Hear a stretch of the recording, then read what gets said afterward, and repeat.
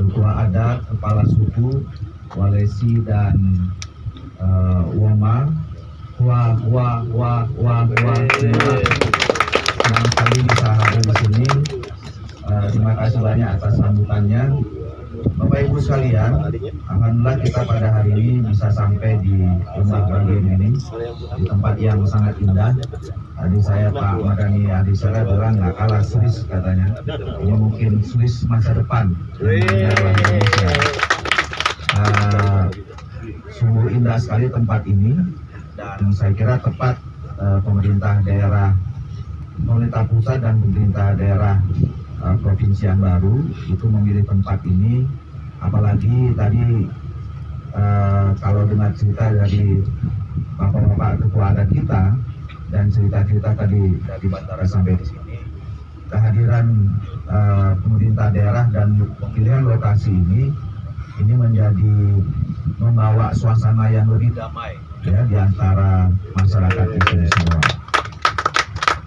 Nah, saya perlu sampaikan Bapak Ibu sekalian bahwa DOB ini memang diberikan untuk kepentingan dan kemaslahatan rakyat yang ada di sini. Jadi kalau tadi misalnya diserahkan ada 108 hektar yang di atas, kemudian ada 95 hektar yang ada di sini, kemudian mereka tidak menuntut kompensasi apa-apa ya dalam bentuk materi, tetapi yang mereka harapkan adalah ketika nanti ini dibentuk atau dibangun daerah pemerintahan baru ini, itu bisa menyerap tenaga, menyerap pikiran, menyerap keterlibatan masyarakat di sini untuk bisa aktif di dalam proses pembangunan yang ada di provinsi baru ini. Memang itulah sesungguhnya kepentingan hadirnya daerah otonomi baru ini.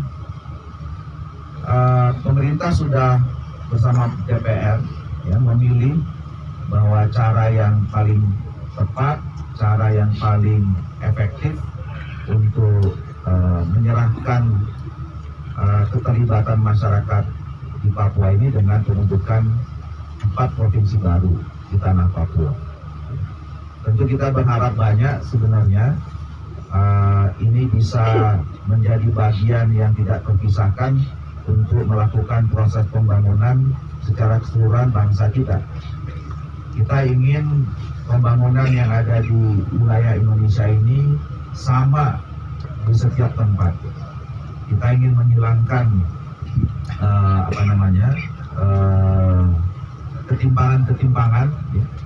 Kita selama ini kita lihat proses pembangunan Indonesia. Dulu di awal-awal isunya adalah Jakarta non Jakarta. Ya. Kemudian pembangunan terus terjadi, bergeser isunya Jawa luar Jawa. Ya. Perkembangan berikutnya, karena memang kita terus mengalami percepatan pembangunan, isunya Barat dan Timur. Nah, sekarang saya kira kita sudah mulai menghilangkan disparitas itu. Jadi kalau mau bicara nanti kemajuan dan pembangunan Indonesia, tidak ada lagi perbandingan. Kita datang ke Banda Aceh di sana, saya kira nanti tidak sama atau tidak berbeda situasinya ketika kita datang ke Merauke. Ketika kita datang ke Medan, itu tidak berbeda suasananya ketika kita datang di Lembah Baliem, di Wamena ini. Nah, itu yang saya kira kita mau ciptakan. Oleh karena itu, kita membutuhkan kebersamaan, sinergi di antara kita semua, ya, sehingga memang pemerataan ini bisa terjadi. Saya sangat gembira, ya, 2 hari ini kita datang ke sini melihat sambutan dari masyarakat luar biasa. Kemarin juga kami datang ke Merauke, ke Kampung Salor, memang relatif jauh, ya, kira-kira 60-an kilo kalau kemarin, ya. Disambut juga dengan kepala suku dan ketua adat di sana. Jadi artinya pembangunan yang dibawa oleh pemerintah ini memang diterima dengan baik oleh masyarakat setempat. Nah, oleh karena itu, karena diterima dengan baik, maka sudah seharusnya lah, sudah kewajiban pemerintah lah, kewajiban kita semua, pemerintah pusat, DPR, Komisi 2, kemudian pemerintah daerah provinsi, kabupaten juga, ini menunjukkan dengan kerja dan kinerja yang sangat serius. Ya. Mari kita jawab, mari kita berikan yang terbaik dari apa yang sudah diberikan oleh masyarakat ini secara ikhlas. Saya kira berdosa kita kiranya kalau kepercayaan bapak-bapak masyarakat yang sudah memberikan ratusan hektar, kalau totalnya nanti kan pasti kemarin Pak Wamen mengatakan di sana ada 120 hektar kemarin, di sini ada 203 hektar, kemudian nanti di sana ratusan hektar lagi. Coba bayangkan, nggak mudah loh nyari tanah terus kemudian diberikan di Republik ini 500-an sampai 1.000 hektar, ya, dipercayakan kepada pemerintah untuk mengelolanya. Nah, tugas kita lah, ya, ketika kepercayaan itu diberikan, kita mengembalikan kepada masyarakat dengan sungguh-sungguh membangun fasilitas yang cukup, dan bukan hanya fasilitas saja, tetapi fasilitas itu juga bisa dipergunakan untuk menjalankan roda pemerintahan yang dikendalikan untuk kepentingan kesejahteraan rakyat.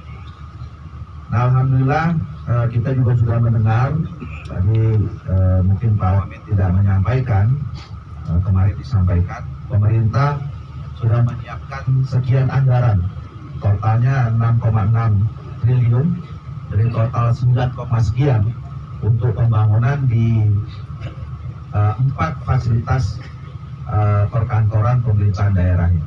Kalau tidak salah untuk di pegunungan ini 2,1 triliun.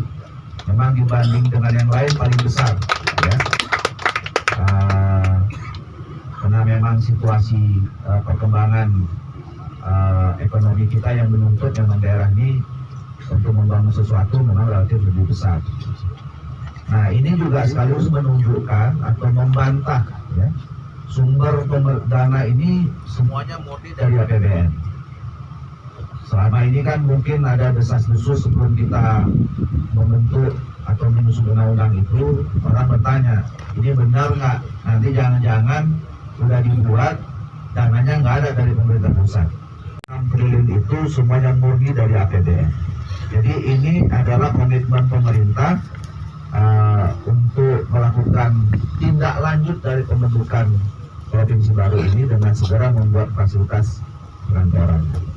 Oleh karena itu, nanti mungkin setelah ini kita akan rapat, Pak Pejabat Gubernur, ya, yang tentu kita sama-sama hormati dan terima kasih selama ini sudah memberikan yang terbaik dan menjalankan roda pemerintahan transisi ini, ya. Nanti kita akan mendengarkan kira-kira apa masalah yang dihadapi, ya, kendala-kendala apa yang kemudian ditemukan di lapangan, dan apa kira-kira rencana proyeksi ke depan.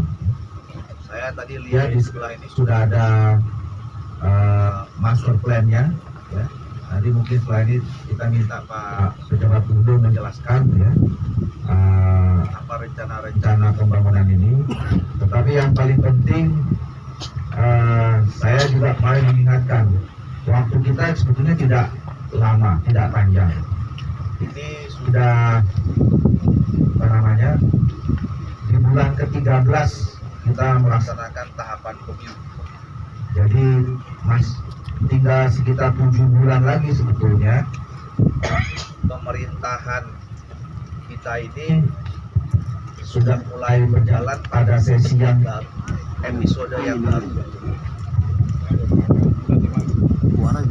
Ini efek angin. Ya. Kita akan memasuki episode baru pemerintahan yang baru. Termasuk di dalamnya adalah pemerintahan di 4 provinsi baru ini. Ya, Di sekitar bulan September atau November nanti akan ada pemilihan gubernur baru di 4 provinsi ini. Tentu kita berharap gubernur baru itu sudah bisa bekerja maksimal dengan fasilitas baru juga. Jadi ini kurang lebih cuma waktu 1 tahun setengah saja, ya, bahwa sudah harus ada kelihatan gedung-gedung pemerintahan yang akan nanti dijalankan oleh pemerintahan provinsi yang baru ini, ya.